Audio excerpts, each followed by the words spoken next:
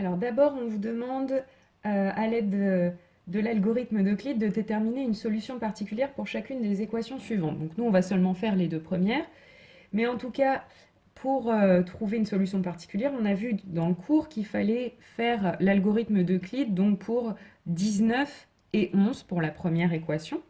Donc j'ai écrit les différentes étapes de l'algorithme d'Euclide qu'en fait vous pouvez déterminer grâce à votre programme qu'on avait programmé ensemble sur la calculatrice. Et ensuite, on va isoler chacun des différents restes, essayer de les exprimer tous en fonction de 19 et 11. Dans le but évidemment de... Le vrai reste qu'on veut isoler, c'est le 1. Donc on commence par isoler 8, donc ça va nous faire 19 moins 11, si on passe le 11 fois 1 de l'autre côté. Donc on a exprimé le premier reste en fonction de 19 et 11, donc là c'est bon. Ensuite on passe au deuxième. 3, on peut donc l'écrire 11 moins 8. 11 moins 8 fois 1. Donc le 11, je le garde, mais le 8, je vais le réécrire, comme j'ai vu juste au-dessus, 19 moins 11. Donc ça va me faire 11 moins 19, et attention, plus 11. Donc en fait, j'ai 11 fois 2, moins 19. Donc là, j'ai bien exprimé 3 en fonction de 11 et de 19. Je recommence avec 2. Donc 2, d'après l'algorithme d'Euclide, ce sera 8 moins 3 fois 2. Le 8, je vais le réexprimer 19 moins 11, c'est ce qu'on avait vu au-dessus. Et le 3, je vais le réexprimer 11 fois 2 moins 19. Donc ça va me donner 19 moins 11 fois 2 moins 19 fois 2. Je développe tout ça, donc ça va me faire 19 moins 11, et puis attention, donc moins 11 fois 2 fois 2, donc moins 11 fois 4, et puis ensuite moins 19, donc plus 19 fois 2. Et donc finalement, des 19, j'en ai 1, plus 2, j'en ai 3, et des 11, j'en ai moins 1, moins 4, donc j'en ai moins 5. Et finalement, je vais isoler mon 1, donc 1 d'après l'algorithme d'Euclide, c'est 3 moins 2.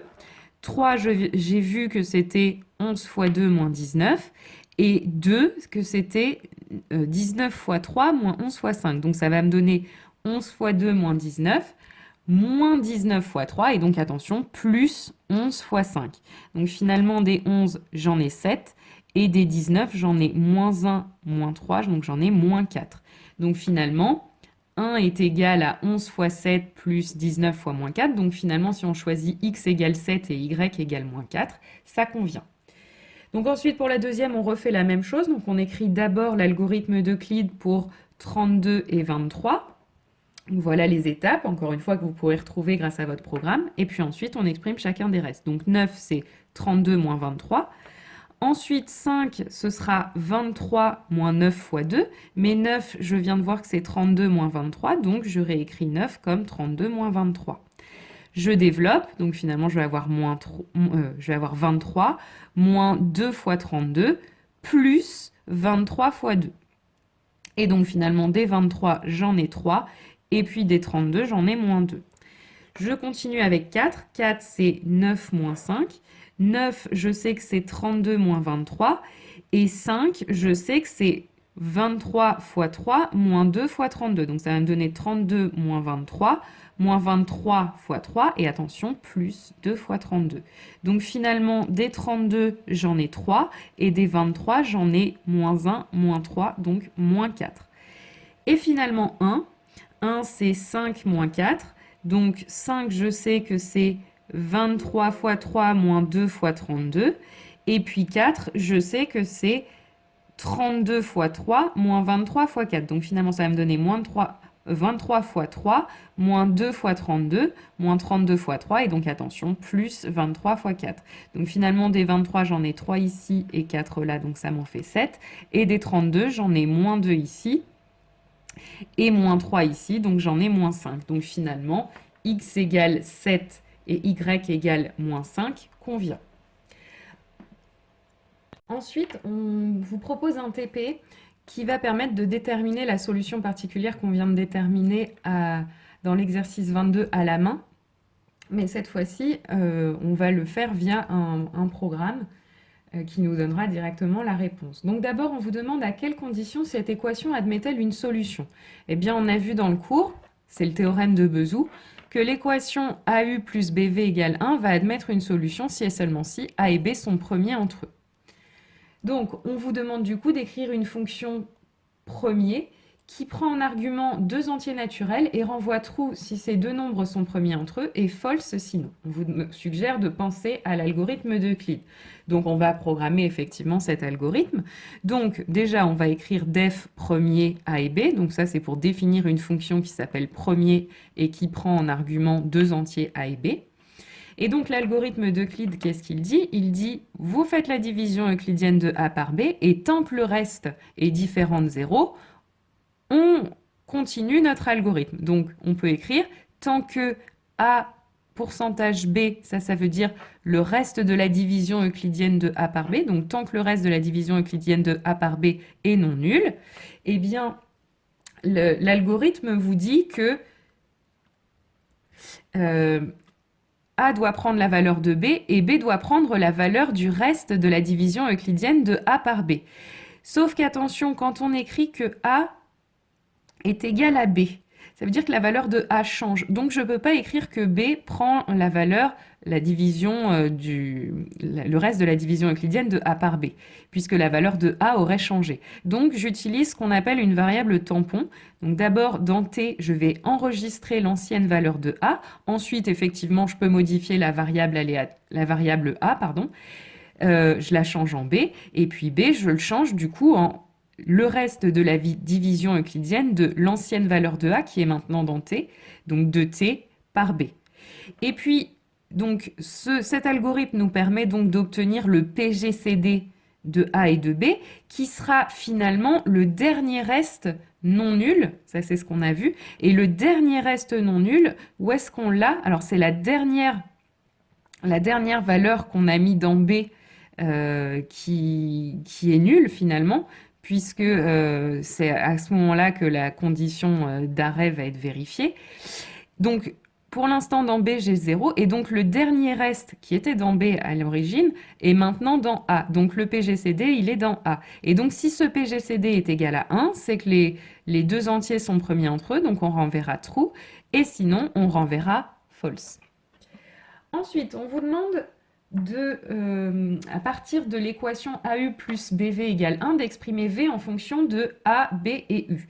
Donc là, il suffit dans cette équation d'isoler V. Donc je passe AU de l'autre côté, donc j'obtiens BV égale 1 moins AU, et en divisant par B, j'isole V. Donc V est égal à 1 moins AU sur B. Et donc finalement, on vous demande de compléter l'algorithme ci-contre, écrit en langage naturel, de telle sorte qu'à la fin, les variables u et v contiennent des entiers tels que AU plus BV est égal à 1. Donc en fait, l'idée de cet algorithme, c'est, vous voyez, au début, u vaut 0, et puis à chaque tour de boucle, u augmente de 1. Donc en fait, u va prendre les valeurs des entiers naturels. Et donc, en fait, à chaque fois, on va prendre la valeur de V associée qui va nous permettre de vérifier cette équation-là. Le problème, c'est que vous voyez qu'il y a une division par B, donc la division ne donnera pas toujours un nombre entier. Or, nous, les solutions de l'équation qu'on cherche, ce sont des solutions entières. Donc, en fait, on va faire varier les valeurs de U et calculer la valeur de V associée jusqu'à trouver une valeur de V qui sera entière. Donc, on le fera tant que V n'est pas entier. Et à la fin, dans U et dans V, on aura donc la solution à notre équation, et donc la sortie de notre algorithme. Alors, ensuite, on vous demande de programmer cet algorithme en Python. Alors, je vous ai dit, moi, de ne pas programmer en Python, mais de programmer plutôt sur la calculatrice. Alors, l'idée, c'est de réutiliser notre programme qu'on avait déjà programmé ensemble, Euclide, que vous avez d'ailleurs utilisé dans l'exercice 22, et juste de le compléter pour qu'à la fin, si jamais le PGCD de A et de B vaut 1, alors on va programmer le petit algorithme là qu'on vient d'écrire en langage naturel.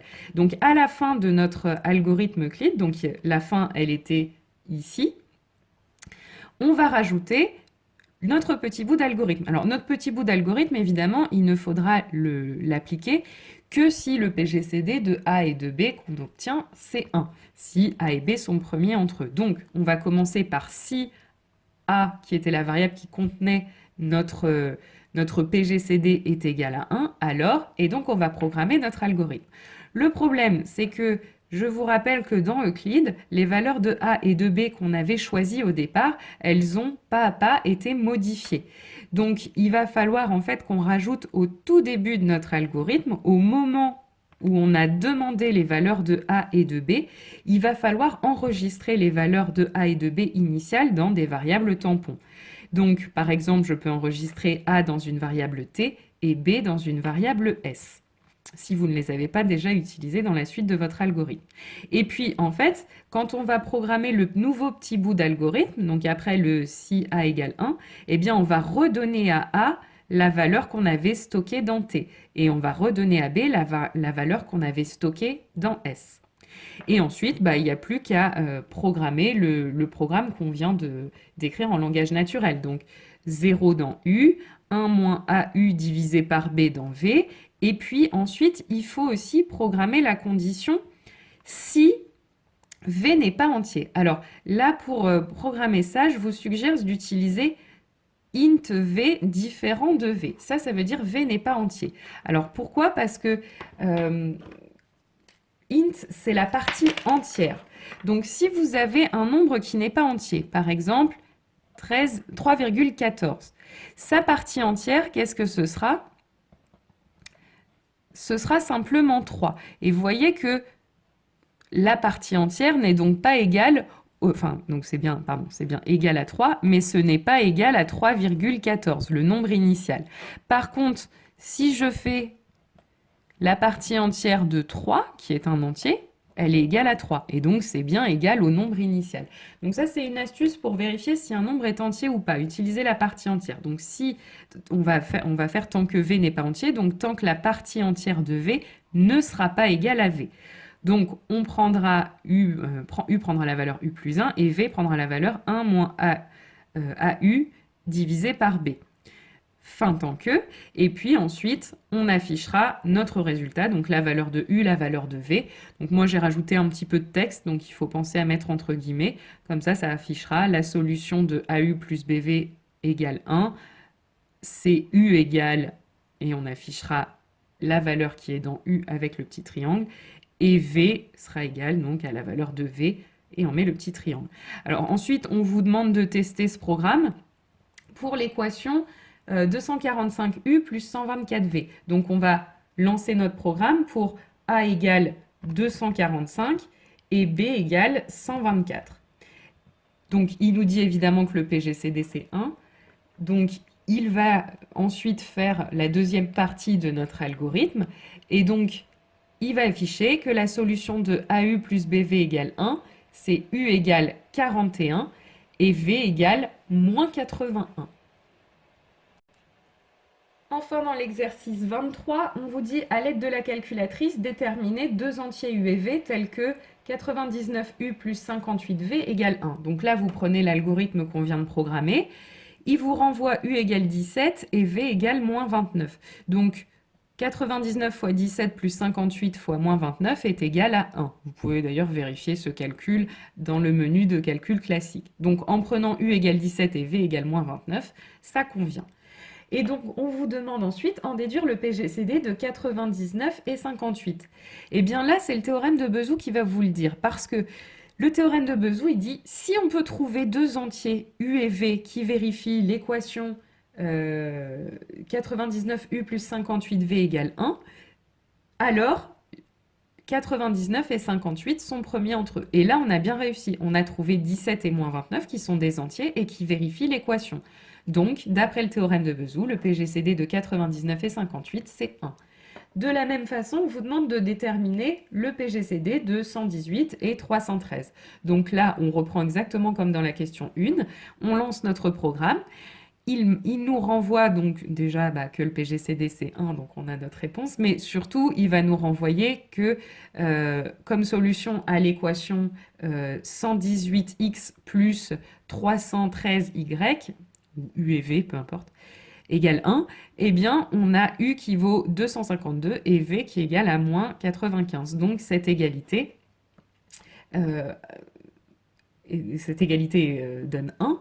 Et donc ça veut dire que j'ai trouvé des entiers qui vérifient 118U plus 313V égale 1. Donc, d'après le théorème de Bezout, le PGCD de 118 et 313, c'est 1.